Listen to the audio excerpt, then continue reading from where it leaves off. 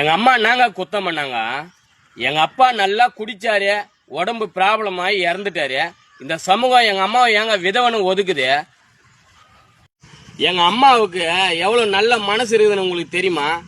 சொந்தக்காரங்களுக்கு ஒண்ணு சொல்றேன், நைட்டும் பகலும் எங்க அம்மா வந்து பூ கட்டி குத்தாங்களே, அப்ப தெரியலையா எங்க அம்மா விதவனு? விசேஷத்துக்கு வந்தா மட்டும்தான் தெரியுதா எங்க அம்மா விதவனு? ஏங்க இது மாரி ஒதுக்குறீங்க? நல்ல மனசு தாங்க போன வாழ்த்தத்துக்கு. விதவை சுமங்கலாம் தேவல.